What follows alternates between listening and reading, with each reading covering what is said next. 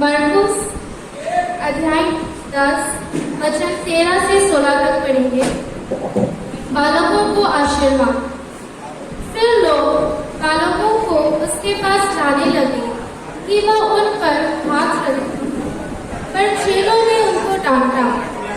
यीशु ने यह देखकर उनसे कहा, बालकों को मेरे पास आने दो और उन्हें मना न करो, क्योंकि परमेश्वर का राज ऐसा ही है।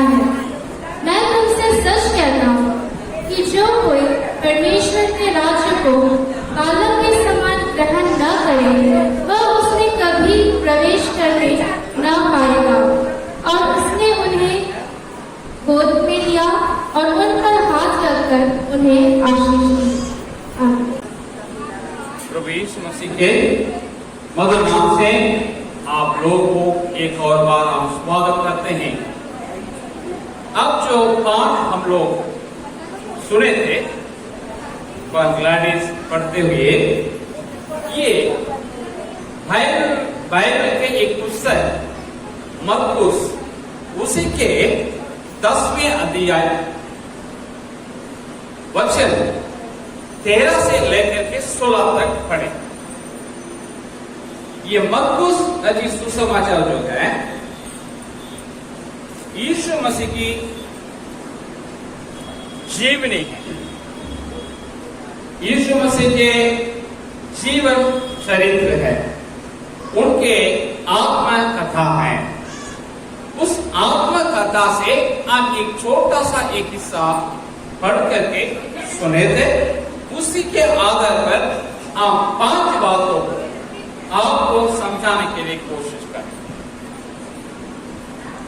एक वक्त में यीशु मसीह प्रचार करने का वक्त इस प्रकार लोग वहां इकट्ठे हुए थे। उस वक्त में कुछ माता लोग या कुछ माँ बाप लोग अपने बच्चों को यीशु मसीह के पास लेके आए थे, ताकि यीशु मसीह उनको छू करके उनके सिर में हाथ रख करके उनको आशीष कर सके। लेकिन उनके जो स्वयं चेले लोग थे, उनके जो अनुयायी थे, उन लोगों ने उन माँ बाप को डांटा, रोक, प्रभु यीशु मसीह के पास आने से रोक। तो यीशु मसीह उसे देख करके उन पर गुस्सा किए, क्रोध हुआ। तो अपने चेले लोगों को ये डांटे थे, आप बोले थे, बच्चे लोग मेरे पास आने दो, क्योंकि स्वर्ग का राज्य ऐसे लोगों का है। और यीशु उन लोगों को पास बुलाए, बच्चों को गोद लिए, उन लोगों को हाथ रख करके आशीष किए, अब आगे बढ़ गए। ये बात से हम 5 बातों को देखने जा रहे हैं। नंबर 1, लोग यहां पढ़ते हैं आपके लिए। फिर लोग बालकों को उसके पास लाने लगे कि वो उन पर हाथ रखे। लोग अपने बच्चों को लेके आए थे यीशु मसीह हाथ रखने के लिए। इन लोग कौन थे? मैंने कहा माँ बाप, अधिकांश में माँ लोग भी हो। अब इन लोगों ने क्या सोचा था? यीशु मसीह को इन लोग पहचान लिए हैं और इन लोग चाहते थे यीशु मसीह हमारे अपने बच्चों को आशीष करे। सचमुच में हर एक माँ बाप यही चाहते हैं हमारे बच्चे को परमेश्वर आशीष करे। हमारे बच्चों को आशीष करने के लिए कहाँ जाना आशीष मिल सकता है।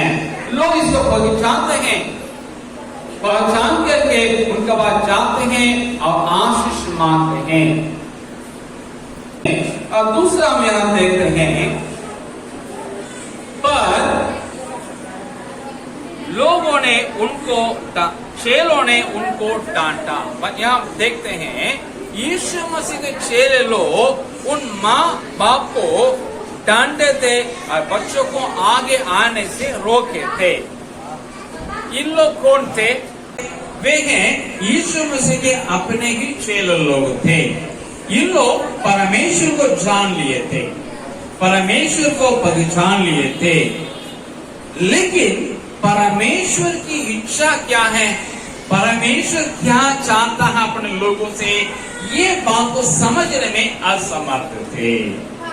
अर्थात ये लोग वे लोगों को दर्शाते हैं जो अपने को आध्यात्मिक समझते हैं, जो अपने को भक्तजन समझते हैं, परंतु उनके अंदर कुछ कमियां ऐसी हैं, वे परमेश्वर की इच्छा क्या है ये समझ नहीं पाए। परमेश्वर को समझने के लिए उनको जानने की आवश्यकता है। उदाहरण के लिए हमको ले लीजिएगा, आप में हम बहुत लोग हैं, हम सबको नहीं जानते हैं और सब लोग ही मुझे नहीं जानते हैं।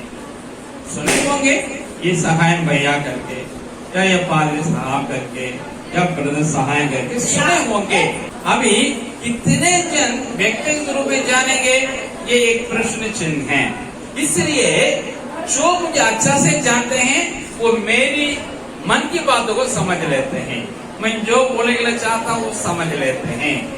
इसी प्रकार पर यीशु मसीह के चेले लोग भी जानते थे यीशु मसीह को, उनकी बात को, उनकी इच्छा उसको नहीं समझ पाए थे।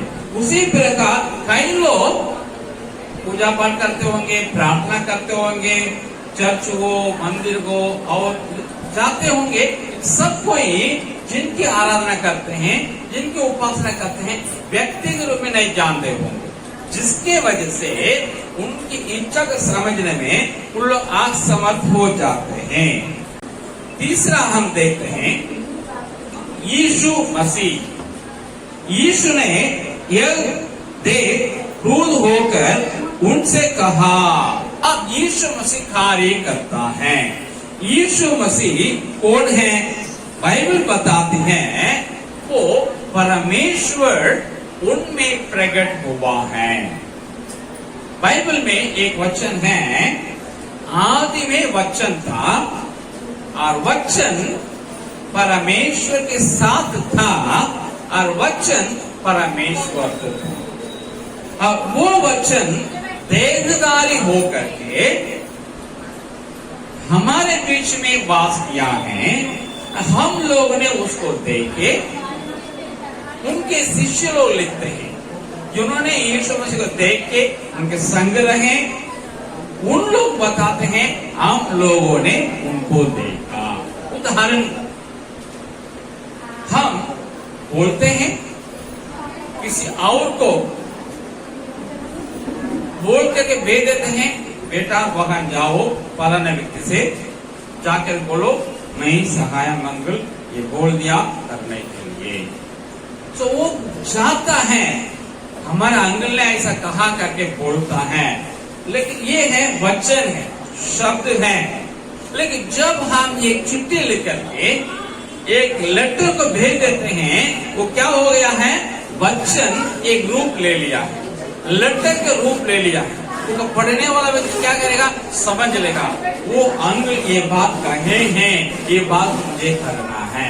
इसी प्रकार परमेश्वर ने अपने वचन को बोला, एक वक्त आया परमेश्वर को वचन एक रूप ले लिया, देह धारण किया, उसका नाम दिया गया है यीशु। यीशु का मतलब है मुक्ति देने वाला या मुक्ति दाता है। बाइबल बताती है यीशु मसीह में परमेश्वर वास किया है, यीशु मसीह में परमेश्वर की परिपूर्णता है। अब जो चाहे परमेश्वर से मांगने के लिए और पाने के लिए वो सब यीशु मसीह में है। विद्या चाहिए, विद्या यीशु मसीह में है। सेहत चाहिए, सेहत यीशु मसीह में है। चंगाई चाहिए, चंगाई यीशु मसीह में है। आशीष चाहिए, आशीष यीशु मसीह में है। आपको शांति चाहिए, शांति यीशु मसीह में है। आपको आगे बढ़ने के लिए मार्गदर्शन चाहिए, मार्गदर्शन यीशु मसीह में है। इसलिए यीशु ने कहा, मैं मार्ग और जीवन और सच्चाई। सब कोई चाहते हैं हमेशा के लिए जीवन बिताए, हमारा जीवन कभी अंत नहीं होना, एक शाश्वत जीवन जीना है। हर एक जन वही चाहते हैं, चाहे बुजुर्ग हो या बच्चे हो, जवान हो या मध्य मिडिल एज व्यक्ति हो, कोई भी हो, सब चाहते हैं आनंद काल के लिए हम जीते रहें। वो आनंद जीवन भी, वो शाश्वत जीवन भी यीशु मसीह में उपलब्ध है। और ये यीशु मसीह है, आप और हम ये पुरुष के संतान हैं। आपके लिए, मेरे लिए शारीरिक पिता हैं और शारीरिक माता हैं। दुनिया के जितने लोग हैं वे सब वैसे ही है। लेकिन यीशु मसीह के बारे में भविष्यवाणी हुई कि वो पुरुष के संतान बनकर के नहीं, स्त्री के संतान बनकर के आएंगे। फिर बाद में उनके बारे में बताया गया, वो स्त्री होंगी, कुमारी होंगी, और उनके द्वारा जो संतान होगा वो है दुनिया के लिए मुक्तिदाता बन करके, उद्धारकर्ता बन करके आएंगे और मुक्ति सारे लोगों के लिए देंगे। ये भविष्यवाणी हुई और यीशु मसीह में था पूरी हुई। यीशु मसीह का जन्म दुनिया के केंद्र बिंदु में हुआ था। केंद्र बिंदु का मतलब क्या है? 4 दिशा है, पूरब और पश्चिम, उत्तर और दक्षिण। ये चारों दिशा जहाँ मिलता है, चारों का संगम जहाँ होता है, उसको बोलते हैं सेंटर, पृथ्वी की नाभि। वही है बैतलहम, इज़राइल देश में है। यीशु मसीह का जन्म वहीं पे हुआ जहाँ पूरब और पश्चिम, उत्तर और दक्षिण मिलता है। इसका मतलब है यीशु मसीह का जन्म इसलिए पृथ्वी के नाभि में हुआ, इज़राइल देश के बैतलहम गांव में, ताकि पश्चिम के लोग भी, पूरब के लोग भी और दक्षिण के लोग भी और स्वर्ग भी उनका अपनाए।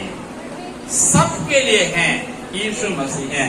वो ना एक यूरोप के रहने वाले थे और ना आसिया का रहने वाले थे, ना अफ्रीका के रहने वाले थे, लेकिन वो स्वर्ग के हैं, वे पृथ्वी में आए, सबके लिए वो उद्धारकर्ता बन करके आए।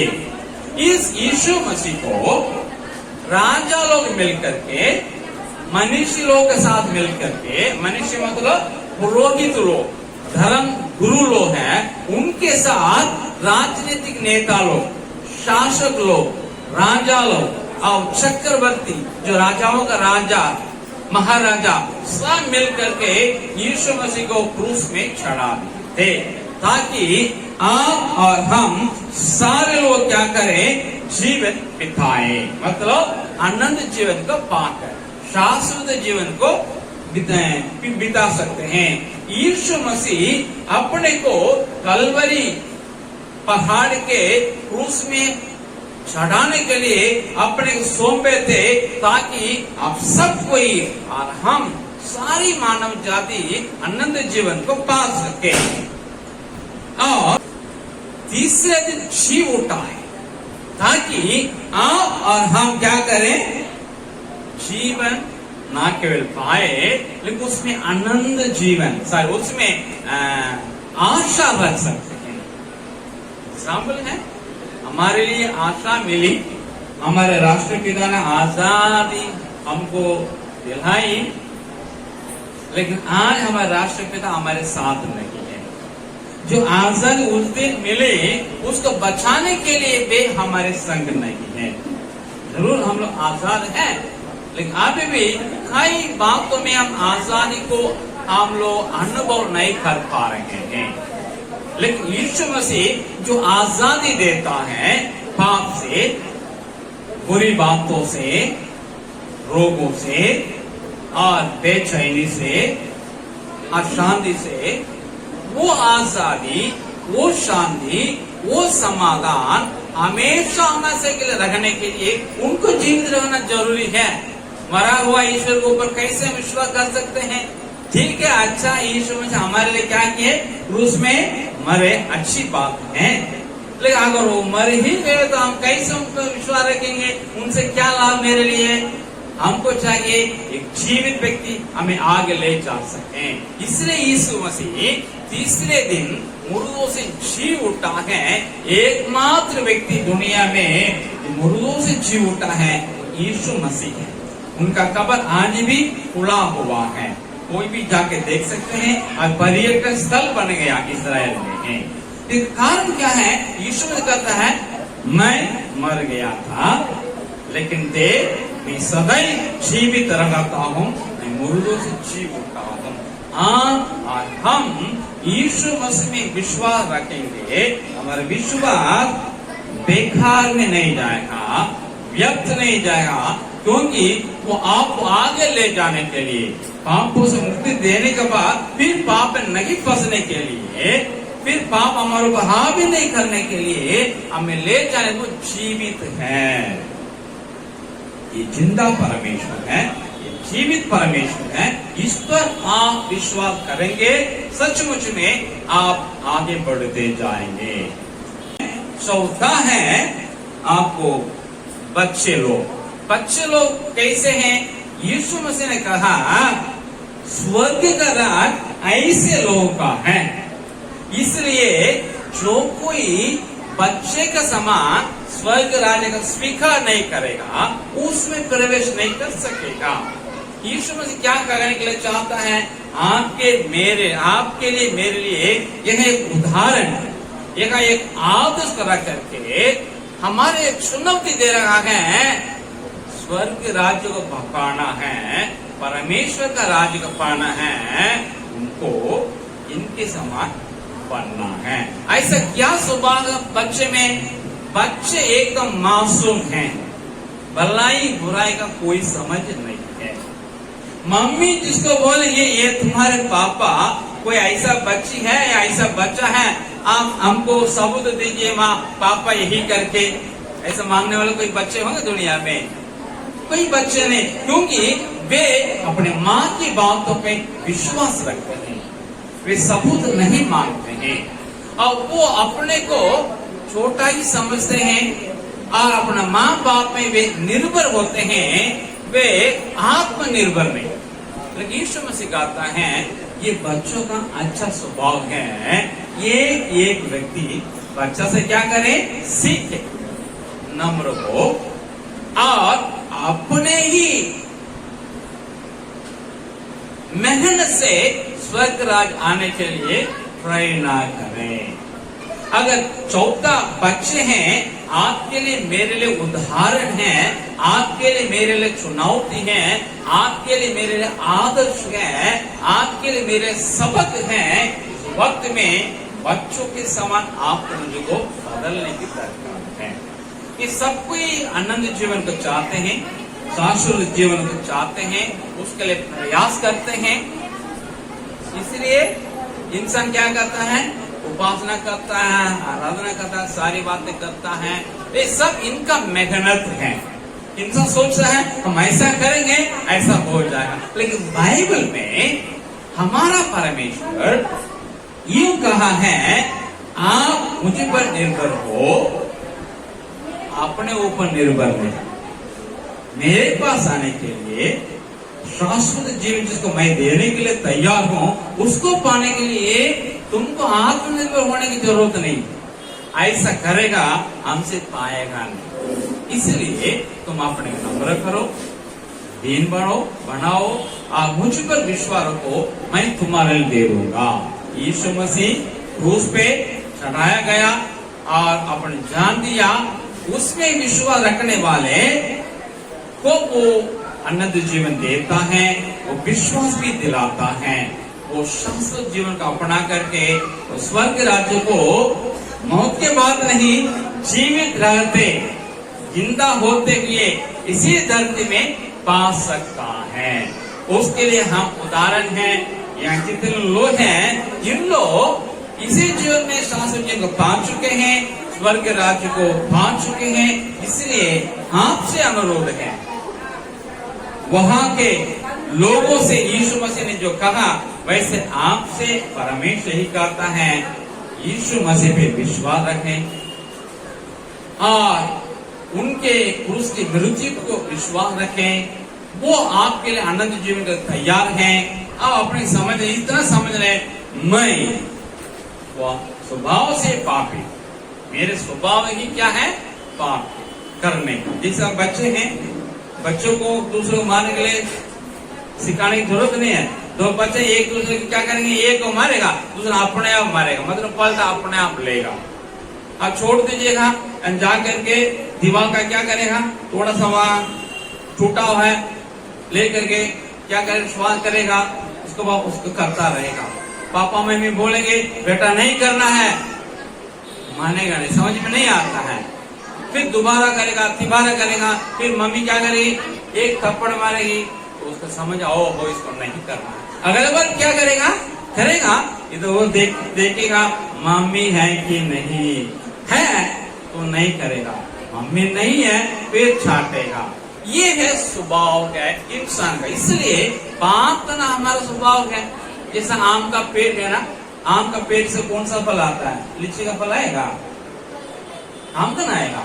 उसी प्रकार हम लोग का एक बीज है वो पाप करने का। यही वजह हम लोग पाप कर डालते हैं, जान के भी अनजान को भी। लेकिन अनजान से भी करें, जान बुझ के भी करें, उसका तो भुगतना पड़ेगा, हम लोग उसका मजदूरी के लेना पड़ेगा। जैसे करंट जा रहा है तार में, ये तार में करंट है, बच्चा को पता नहीं है करंट मारेगा नहीं मारेगा, छू लेगा तो क्या करेगा, बोल सकते हैं ये करंट मुझे नहीं पता था, बोल सकते हैं, या पापा मम्मी आके बोल सकते मेरे बच्चे को मालूम नहीं था, तुम क्यों ऐसा कर दिया, नहीं। इसी प्रकार हमारे पाप का एक मजदूरी है, उसको हम लोग नहीं पाना।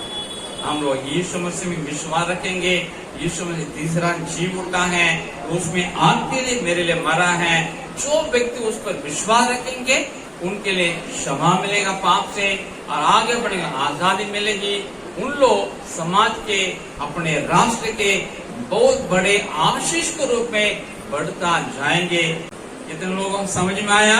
आप घर जाके थोड़ा अध्ययन कीजिएगा, सहाय ब्रदर क्या बताए थे, अध्ययन कीजिए, उसके बाद उसमें आगे बढ़े।